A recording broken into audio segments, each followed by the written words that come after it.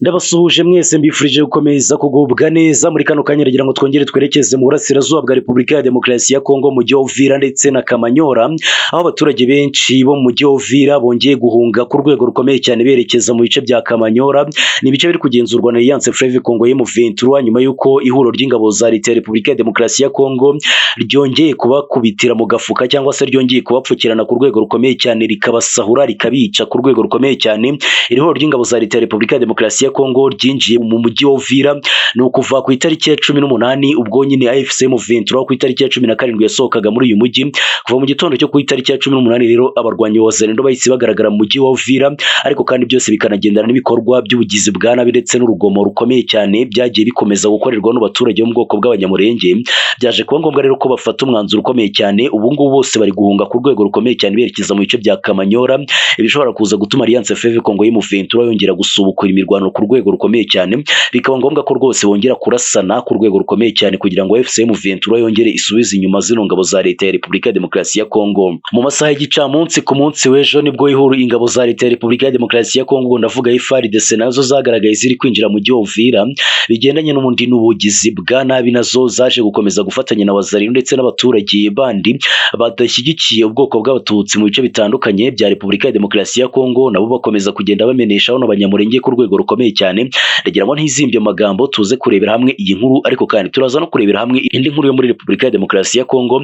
Ni inkuru ivuga ko abanyafrika bagabanyijwe ibibazo by'uburasirazuba bwa Repubulika ya Demokarasi ya Kongo mu rwego rwo kugira ngo bashake uburyo babikemurira mu maguru mashya muri rusange bidakomeza kugenda bikaza umurego.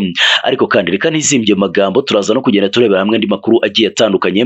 Ni nk'ubwo ngo Perezida wa Leta Zunze Ubumwe za Amerika Donald Trump arifuza gushyira Perezida Vladimir Putin mu kanama gashinzwe cyangwa se muri komite ishinzwe kugenzura neza uko Gaza iri kubakwa muri rusange.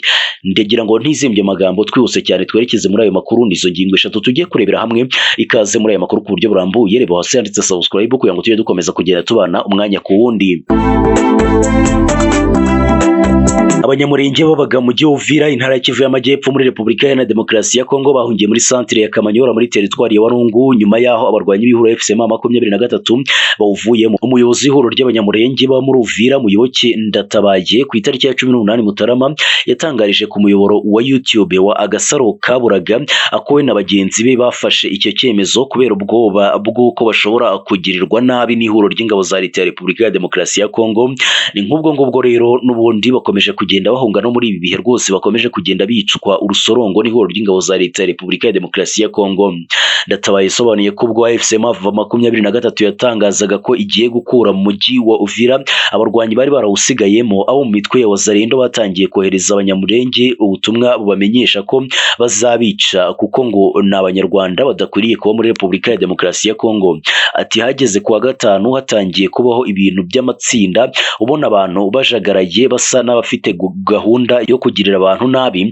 Hanyuma ejo nibwo twakoze inama n'abaturage, ninjye wayikoresheje nka perezida, mbabwira amakuru y'uko FCM 23 yafashe icyemezo cyo kuva mu mujyi wa Uvira. Yakomeje agira ati maze kubibwira abaturage baravuga bati ntabwo dushobora kwihangana, rero ntitwakongera gutega amatwi ngo dutegereje Wazalendo baze batujye mu matwi dufate gahunda yo kuvuga ngo duhunge. Ndatabaye yatangaje ko kuva mu gitondo cyo ku itariki ya 18 Mutarama inzu z'abanyamurenge n'insengero bayoboraga zatewe na za Wazalendo barimo abaturanyi babo bari barahishe intwaro barazisenye, izindi barazisahura. Yemeje ko hari benshi bamaze guhunga. Ati ubu turi Kamanyora n'ubundi rwose twamaze guhunga pe, nta muntu n'umwe wambutse umupaka, twese turi Kamanyora ku mashuri, abagore, abana, abagabo niho turi. Abashaka baza bakadusura aho turi turumva dusa naho dutekanye, nubwo ubuzima bumeze nabi nibahasigire Abazalendo nabwo tuzakomeza kuzageza tugeze hanze y'imipaka. Ndatabaye yasobanuye ko mu gihe AFC M23 yagenzuraga uyu mujyi aribwo abanyamurenge batuje, kuko mbere yaho umutekano wabo wahungabanywaga n'imitwe Wazalendo. Yahamije ko batazongera kubona n'iyi mitwe, yahamijwe ko batazongera kubana n'iyi mitwe ishyigikiwe na Leta ya Repubulika ya Demokarasi ya Kongo.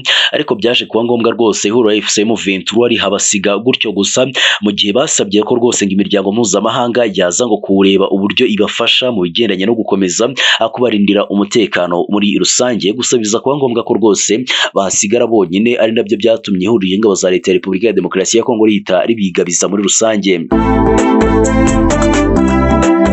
Umuryango wa Afurika yunze ubumwe African Union wagabanyije inshingano abahuza abanyafurika mu makimbirane yo mu burasirazuba bwa Repubulika ya Demokarasi ya Kongo.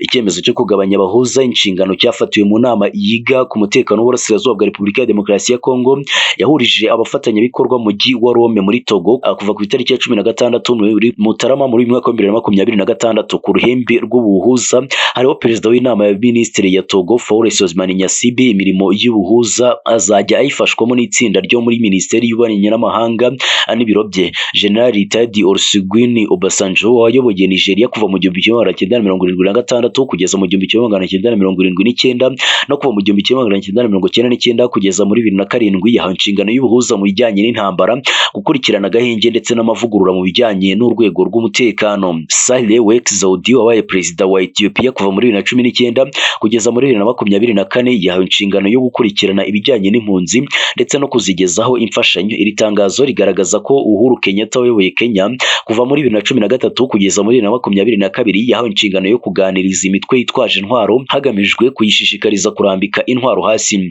Dr Mokgweetsi Masisi wabaye perezida wa Botswana kuva muri 2018 kugeza muri 2024 we yahawe inshingano yo gukurikirana ibijyanye no kongera imbaraga ubucuruzi ndetse n'ubufatanye mu by'ubukungu hagamijwe kugabanya ibitera intambara.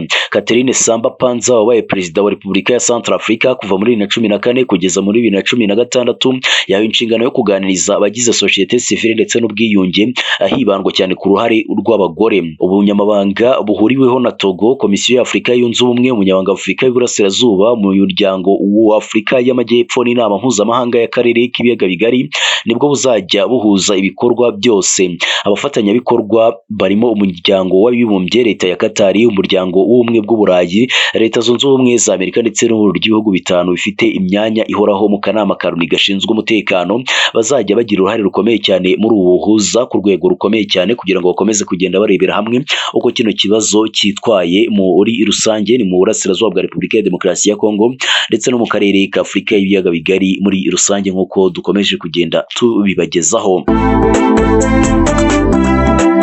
Perezida wa Leta Zunze Ubumwe za Amerika Donald Trump yasabye mugenzi we uyobora Uburusiya Vladimir Putin ko yajya muri komite izakurikirana ibikorwa byo kongera kubaka intara ya Gaza muri Palestine. Kuri wa 19 Mutarama mwaka wa 2026 umuvugizi w'ibiro bya Perezida w'Uburusiya Dmitry Peskov yabwiye abanyamakuru ko Putin yakiriye ubusabe binyuze mu nzira ya diplomasi kandi ko bari kubusuzuma mu gihe bategereje ibisobanuro birambuye. Peskov wavugaga ku biganiro by'amahoro bigamije guhagarika intambara ya Ukraine yagize ati Perezida Putin yanahawe ubutumire binyuze mu nzira za diplomasi kugira ngo ajye muri iyi nama y'amahoro. Iyi komite iri mu ngingo zigize umushinga w'amasezerano y'amahoro ya leta ya Israel n'umutwe witwaje intwaro wa Hamas wateguwe na Perezida Trump wo gufasha Gaza kugira amahoro n'ubukungu butajegajega. Trump yateganyije ko mu gihe intambara izaba yahagaze burundu muri Gaza, iyi komite igizwe n'abayobozi bo mu bihugu bitandukanye n'ababaye abayobozi izatangira gukurikirana ibikorwa byo kubaka Gaza. Abo byamenyekanye ko bazaba bagize iyi komite ni Tony Blair wabaye minisitiri w'intebe w'Ubwongereza, minisitiri w'intebe wa Canada Mark Carney ndetse na minisitiri w'ububanyi n'amahanga wa Amerika Marco Rubio, perezida wa Turkiya Recep Tayyip Erdogan, perezida wa Argentine Javier Milei na mugenzi we uyobora Misiri Abdel Fattah al-Sisi ndetse nabo bahawe ubutumire kugira ngo bazinjire muri iyi komite, ariko kandi bose baracyari kugenda babusuzuma ngo barebere hamwe uko gahunda zitwaye muri rusange. Minisitiri w'intebe mushya w'Ubuyapani Sanei Takaichi yagiye gusesa inteko ishinga amategeko umutwe w'abadepite batararangiza manda yabo ndetse hahita hakorwa amatora yo kubasimbuza. Minisitiri w'intebe Takaichi yatangiye kuyobora Ubuyapani ku itariki ya 21 Ukwakira mwaka wa 2025 ndetse aba umugore wa mbere ugeze kuri uyu mwanya kuva mu 1885 icyo gihugu gitangiye kuyoborwa muri ubwo buryo. Abinyujije kuri televiziyo y'igihugu yatangaje ko azasesa umutwe w'abadepite ku wa gatanu ku itariki ya 20 2023 Mutarama mwaka wa 2026 ndetse hahita hatangira gutegurwa amatora yo kubasimbuza bose uko ari 465. Yagize ati uyu munsi nge nka Minisitiri w'Intebe nemeje ko nzasesa inteko ishinga amategeko umutwe w'abadepite ku itariki ya 23 Mutarama. Al Jazeera yanditse ko amatora yo gusimbuza abadepite azaba ku itariki ya 8 Gashyantare mwaka wa 2026. Impamvu ibyo bigiye gukorwa nuko Takaichi ashaka ko gahunda yo kongera amafaranga y'Ubuyapani bushyira mu mutekano yiyongera hagamijwe kubaka igisirikare gikomeye kandi gifite ibikoresho bigezweho n'izindi politike ze. Takaichi ashaka ko abadepite bo mu ishyaka rya LDP biyongera bakagira ubwiganze busesuye mu nteko ishinga amategeko kugira ngo gahunda ze zijye zemezwa byoroshye, by'umwihariko yo gukomeza umutekano. Ishyaka rya LDP rya Takaichi n'irya GIP byifatanyije mu nteko yose hamwe afite abadepite 233 mu gihe 465 bagize inteko, nyuma y'uko irindi shyaka rya komite byafatanyaga ryaje kujya ukwaryo mu kwakira muri 2025. Ibyo byatumye abadepite bashyigikira gahunda za Minisitiri w'Intebe Takaichi basigara ari ubwiganze butarengaho n'umwe n'uburyo bwo kwemeza ingingo runaka itorewe byagoranaga mu gihe hari nk'abifashe. Ikusanya bitekerezo ryakozwe mu Buyapani ryagaragaje ko mu matora y'abadepite bashya LDP rya Minisitiri w'Intebe Takaichi rizaba rifite amahirwe yo kwegukana 60% by'imyanya mu nteko, bimuhe amahirwe yo kugira ijambo rikomeye cyane mu bwiganze bwa politike runaka. Gusa iryo shyaka rizaba risigayiranye ikibazo gikomeye cyane ku basenateri kuko naho nta bwiganze rifite kandi gusesa sena byo ntibishoboka ku bubasha afite muri rusange.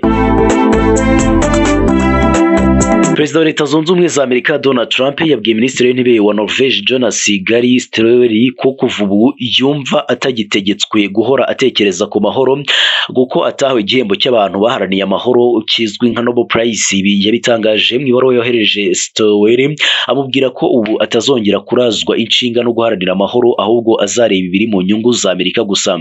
Ati nkurikije ko igihugu cyawe cyahisemo kutampa Nobel Prize yo guhagarika intambara 8 zirenga, asigitegetswe gutekereza ku mahoro gusa nubwo ari byo bizajya biba byiganje. Ubu no gutekereza ku kibera cyiza Amerika.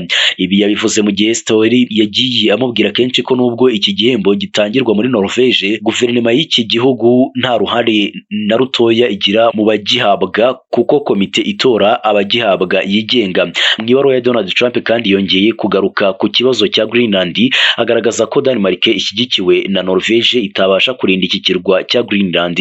Ibi bivuze ko mu gihe aherutse gushyira umusoro w'10% mu bihugu biri kurwanya umugambi we wo kwiyomekaho Greenland, n'ubundi byose bizakomeza kugenda bigaruka kuri iki gihugu cya Norvège nacyo kiri mu bikomeje ngo kugenda ngo birwanya Perezida wa Leta Zunze Ubumwe za Amerika Donald Trump.